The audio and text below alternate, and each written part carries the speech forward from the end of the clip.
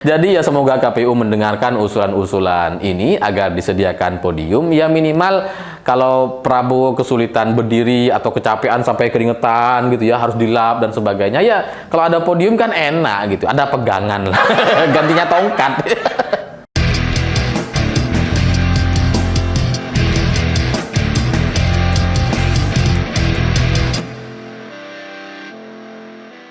Selamat malam semuanya. Hari ini hasil evaluasi dari debat Capres kemarin, Sekjen PDI Perjuangan atau Hasto Kristianto mengusulkan agar di debat Capres selanjutnya itu bisa diberikan podium. Jadi setiap capres berdiri itu ada podiumnya. Ini untuk menunjukkan atau menampilkan kewibawaan seorang pemimpin. Karena ini penting, karena katanya ini juga ditonton oleh warga luar negeri juga, nggak cuma dari masyarakat Indonesia. Dan usulan dari Pak Hasto ini ternyata malah dibantah oleh Partai Demokrat.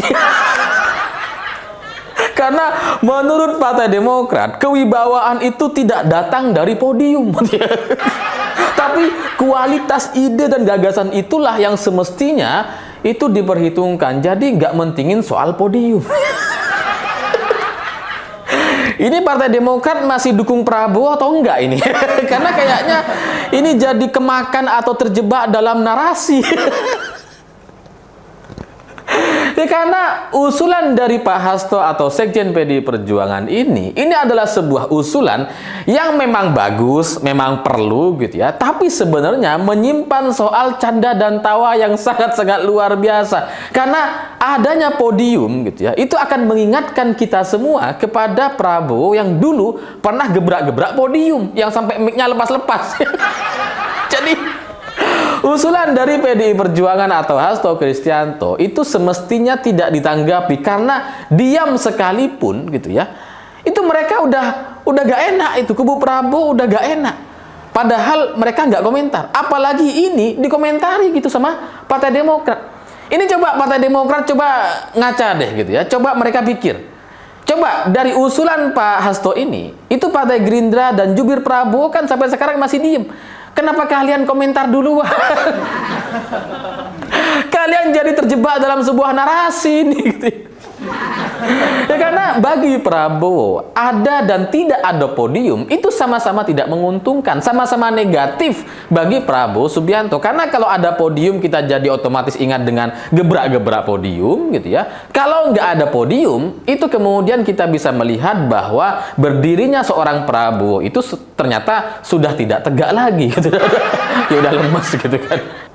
Yang kalau kelamaan berdiri udah keringetan gitu. Jadi ada dan tidak ada podium itu sama-sama tidak menguntungkan bagi Prabowo. Sehingga seharusnya usulan dari Pak Hasto ini tidak dijawab oleh kubu Prabowo.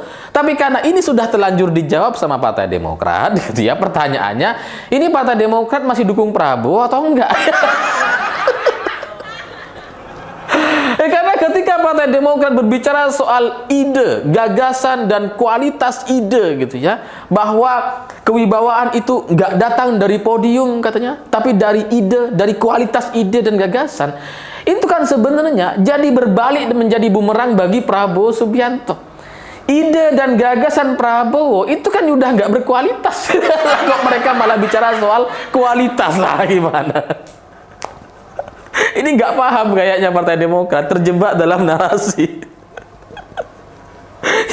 Ya, karena yang kita ingat dari seorang Prabowo di Pilpres, di debat Capres kemarin gitu ya, kita kan jadi ingatnya Prabowo itu ya temperamen, ya marah-marah gitu ya, ngomel-ngomel gitu kan, yang kecapean setelah berdiri terus kemudian keringetan, dia harus lap-lap kepalanya gitu kan. Itu yang kita ingat gitu. Berbeda misalkan dengan Anies. Kalau kita ingat Anies, ya ingat bahwa ternyata angin itu nggak punya KTP. Itu menurut Anies tuh. Itu pengetahuan baru bagi kita. Baru banget lah.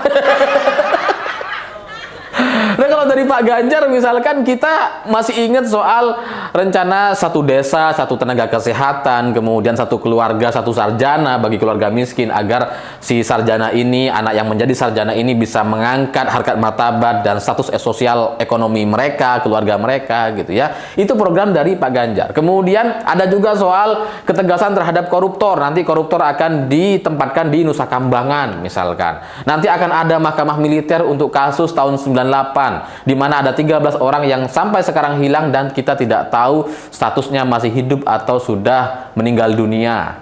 Itu kan gagasan atau pernyataan-pernyataan Pak Ganjar yang sangat melekat sekali kepada kita. Tapi dari Prabowo Subianto, apa coba yang melekat dari seorang Prabowo? Apa coba? Gak ada gitu. Paling ya Prabowo yang bicara gak nyambung gitu ya, yang delay banget, yang lambat banget bicaranya, yang kita juga gak ngerti ini mau bicara apa sih sebenarnya. Terus kemudian ujung-ujungnya marah gitu ya, emosi gitu kan. Itu yang kita ingat. Sama joget-joget lah, joget-joget. Maka dengan adanya podium ini, itu minimal akan membuat Prabowo itu jadi kesulitan joget gitu. Kenapa ini menjadi penting? Ya karena kalau kita debat capres kita ini ditonton oleh masyarakat internasional dan kemudian ada seorang capres joget-joget gak tahu tempat. Ini kan bagi saya itu adalah sebuah aib bagi bangsa ini gitu. Kok bisa ada capres yang joget gak tahu tempat, kemudian begitu percaya diri dan ditepuk tangani oleh banyak orang. Ini karena aib bagi bangsa ini. Makanya dengan adanya podium itu meminimalisir Prabowo untuk joget-joget. Minimal kalau joget cuma tangannya lah, bukan kakinya. Ditutupi sama podium gitu.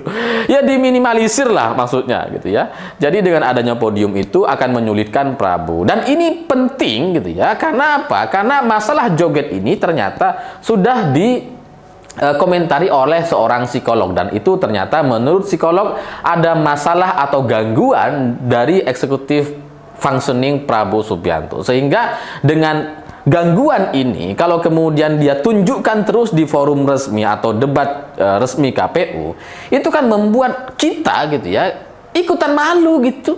Meskipun kita nggak milih Prabowo, tapi kalau orang luar ngerti, kalau orang luar tahu gitu ya, atau psikolog-psikolog dari luar negeri ngelihat, ini kan yang malu kita semua. Kok bisa ya? Ada sebuah negara sebesar Indonesia, capresnya bisa joget gak tahu tempat.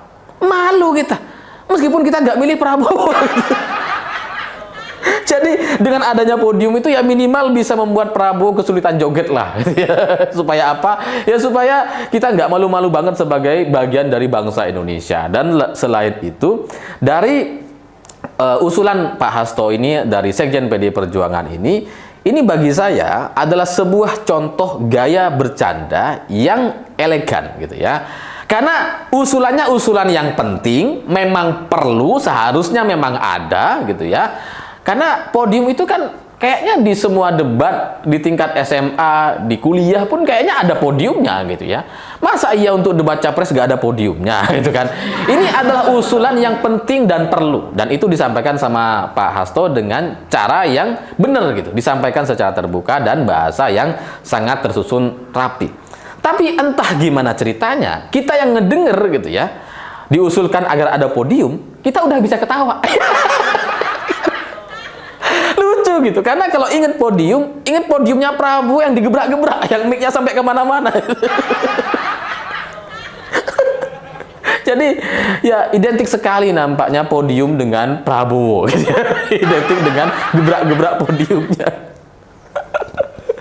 Tapi usulan ini sekali lagi adalah usulan yang penting dan perlu untuk dipikirkan oleh KPU agar diberikan podium di debat capres selanjutnya gitu ya. Karena ya memang ada resiko digebrak podiumnya, tapi kan nggak apa-apa gitu ya. Lebih baik podium yang digebrak daripada aib bangsa ini jadi terbuka kemana-mana. Yang capresnya bisa joget-joget kayak gini, nggak tahu tempat, nggak tahu waktu. Gitu.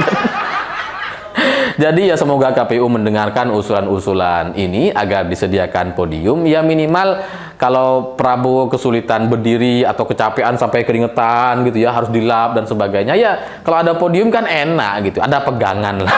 Gantinya tongkat.